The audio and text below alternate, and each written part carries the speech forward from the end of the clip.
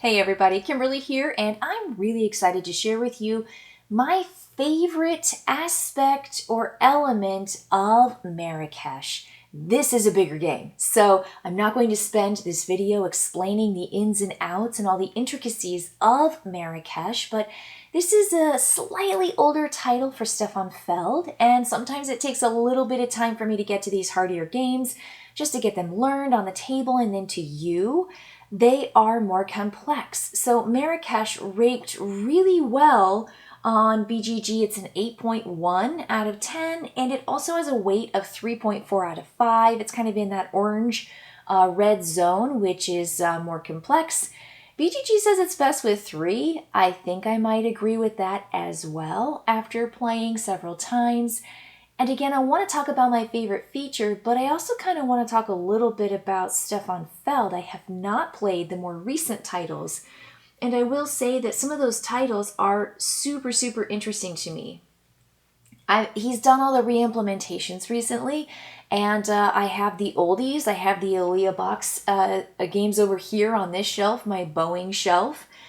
So outside of the re-implementations of older games, his newer titles, Kathmandu, Civolution, Chichen Itza, and the Druids of Edora, I have not gotten my hands on. Those are the 2024 and 25 titles.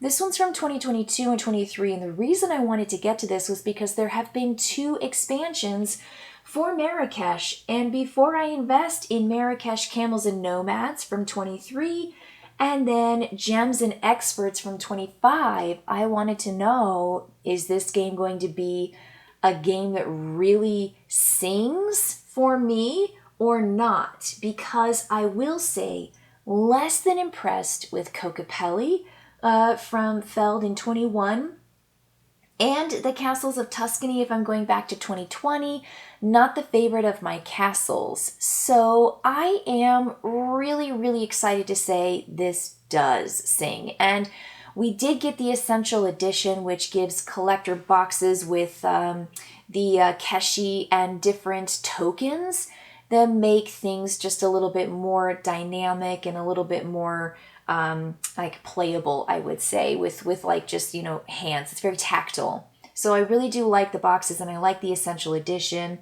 And so here's where I'm going to jump in. I want you to look at everything that's out here. This is not fully set up. I have 1 player board right here. I've got the 2 boxes that have the bits and the components in them. You'll see here, this is where all the tiles are, and you've got your water and your coins. These are going to be the Keshi in the 12 different colors. So every player is going to receive 1 set of all these different colors that you see down here in this cube tower. This is going to be the central player board with the river. This is going to have the walls in that section. And then this is going to be the climb for the white track and the black track with every player figure standing down there at the bottom. Players are going to receive this little guard, and honestly, this guard says everything you need to know about how complex this game is. When you look at this and you see all the different colors and the arrows and the letters and the lines and the bits and bops and the this, that, the other, you're just like, oh, this is going to be a big game. This takes about 45 minutes to explain, I think, when we first played it. So overall, you're going to have 3 full rounds, and every round you are going to have 4 different phases. So the very beginning, this is the thing that I like the most about this game. You are going to, from behind your board, select 3 of your Keshi that you want to send your people to. You are essentially saying, I have 3 figures, 1, 2, 3, and you're going to pick 3 that you want to do. You're going to put them into your hand, and you're going to put your hand out like this. And when everybody at the table is ready to go, you're going to flip your hand over, and you're going to say, I'm going to activate here in yellow, here in white, and here in gray. Now I just picked up 3 random Keshi, not necessarily my choice of what I would actually do, but this is it. You're going to activate these spaces. Now, everyone else is doing the same thing. I have another set right here. Let's say we grab these 3, and I'm just going to grab these 3 from here. So this is a 3-player game. Everyone's going to mark their figure on their board based on where they're going to activate. And then the start player is going to shake these up and drop them down this dice tower, cube tower. And there are blockages inside of it once you assemble it. And then they will pop out here at the bottom. So you're going to go, so some of them might get caught up. I believe they did. You're going to very gently put these into the spaces that match their color. So that's gray, that's white. Here's a green, here's a teal.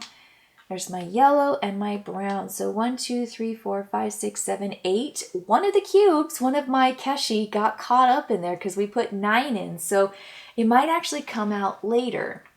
And now players are going to, in turn order based on the first player, draft keshi that they will then gain bonuses in on their board essentially right away, which might take place in movement or progress on your tracks, or it's going to be grabbing these little guys and then putting them out into your spaces if they are not one of these movement tracks.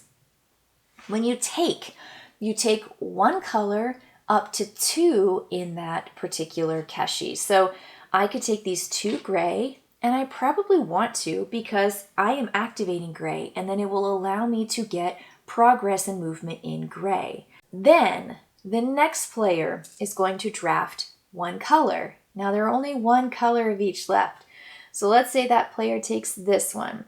Then the next player in turn order goes and they take this one. It comes back to me. I'm going to take 1 and I am activating yellow and white. So I might want to grab one of either of those, but I don't know what other players are going to do. I seem to be the only one who picked orange, yellow, or purple, which is going to be the caravan tent area. So maybe I prioritize white so that when I activate white, I actually get movement on the track up here. Next player goes, and then guess what? I ended up getting 4 keshi to my opponent's players 2 and 2 because I took 1 that had 2 and I got 1 last draft. So that's the power of player 1. That's the initiative. It's not just the choice, but also you might get those doubles, but you can never take more than 2 of a color. And so at this point, players are going to say, oh, I got 2 progress in gray, I got 1 progress in white, and I get to have a yellow. So I'm going to take this yellow and place that token right there. So I have yellow to trade with. And now everyone's doing that. And now you are essentially going to activate all of your folks.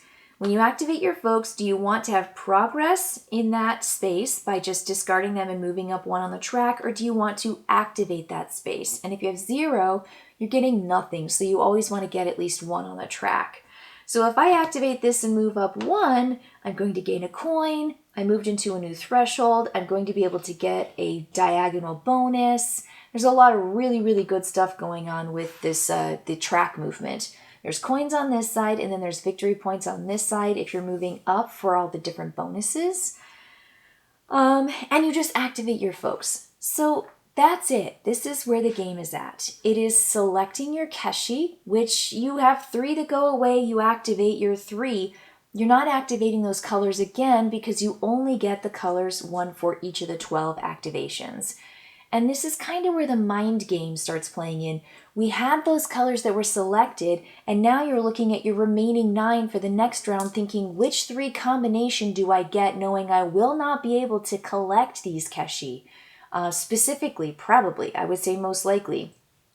We do the next round, and of course the player marker has turned, so you are no longer first player. Everyone holds out their 3. We put the new 3 in. We put the new 3 in, and let's grab these guys. Now we've got these ones. We dump them down the path. They all come out. There's going to be 2 black. There's 2 purple, 2 oranges. Wow, what a combination. Then we have a gray and a pink. So this is going to be a really fascinating round. To go third and to be able to get a chance to have 2 keshi is kind of wild. So picking what you think might come up might give you the possibility for combinations, what you think other players are going to pick. Also remembering which ones are gone so that when you get down to your final 6, where this is phase 3 of the first round, you're like, oh boy, now I pick these 3, we dump those and draft. And then finally you just have the remaining 3 left.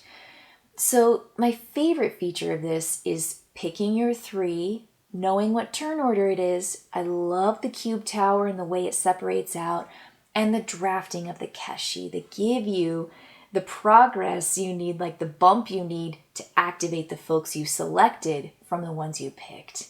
That's really the heart of the game. Everything else is minutia here and detail there, and you get to move this wheel when you do pink, and you get to have cool tiles when you go up here to tan.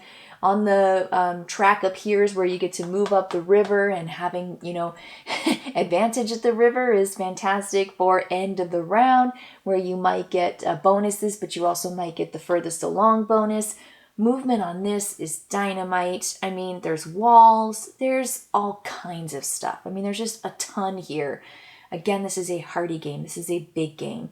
But this is interesting. And the drafting, the open drafting of these keshi to come back into your space once you have selected and placed your workers again. This is really interesting. This is the kind of game I want to sink my teeth into. This is the kind of Feld that really excites me. This is the kind of Feld that I can get those expansions for, that I can essentially add to the shelf and say, this is going to be kind of quintessential Feld. And I really do appreciate the older. I like the re-implementations of the older games. But this is really fresh and exciting, and I think it's super, super dynamic. There is a lot of competition with your fellow players, especially at the river. That is a direct competition. There are individual bonuses that you can earn for yourself, but getting the furthest along there is going to get you really, really far along in the game. But there's so much individual player progress and planning that you do on your own turn. But that's just really cool. And it's very much so dependent on players and drafting and getting exactly what you need, exactly when you need it.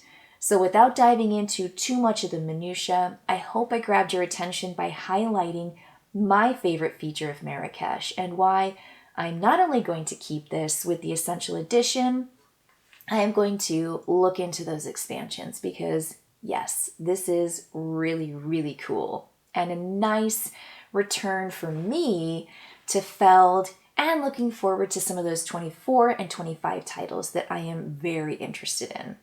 All right, everyone, that's it for me. I will see you later. Bye.